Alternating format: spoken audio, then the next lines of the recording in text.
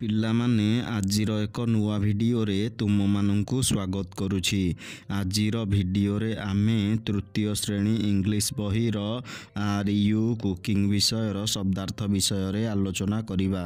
ସଙ୍ଗ ମାନେ ଗୀତ, ଲାଷ୍ଟ ମାନେ ଶେଷ, ସିଙ୍ଗ ମାନେ ଗାଇବା, ସେ ମାନେ କହିବା, କୁକ୍ ମାନେ ରୋଷେଇ କରିବା, ଷ୍ଟୁଡେଣ୍ଟ ମାନେ ଛାତ୍ରଛାତ୍ରୀ, ଫେଲ୍ ମାନେ ଅସମର୍ଥ ବା ବିଫଳ, ଟିଚର ମାନେ ଶିକ୍ଷକ, ଫେସ୍ ମାନେ ମୁହଁ, ଫୁଡ ମାନେ ଖାଦ୍ୟ, ଲାଇକ୍ ମାନେ ପସନ୍ଦ କରିବା, ରିପିଟ୍ ମାନେ ପୁନରାବୃତ୍ତି, ପାର୍ଟ ମାନେ ଅଂଶ ବା ଭାଗ, ଟୁଡେ ମାନେ ଆଜି, ଆନାଦର ମାନେ ଆଉ ଏକ, ଗେସ୍ ମାନେ ଅନୁମାନ କରିବା,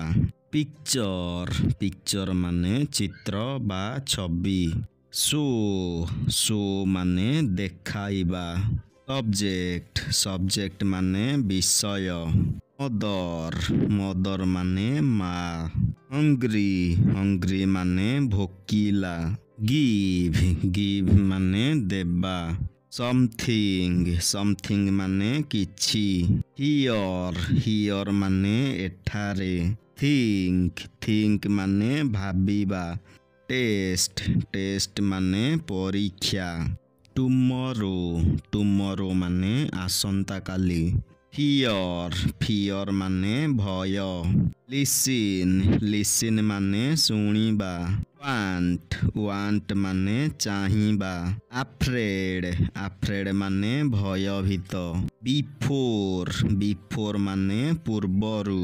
ପିଲାମାନେ, ଏଠାରେ ଆଜିର ଭିଡ଼ିଓଟି ଶେଷ ହେଉଛି। ଏହିଭଳି ଶିକ୍ଷଣୀୟ ଓ ଗୁରୁତ୍ୱପୂର୍ଣ୍ଣ ଭିଡ଼ିଓ ଦେଖିବା ପାଇଁ ଏହି ଚ୍ୟାନେଲକୁ ସବସ୍କ୍ରାଇବ୍ କରି ପାଖରେ ଥିବା ବେଲ୍ ଆଇକନକୁ ପ୍ରେସ୍ କରିଦିଅ।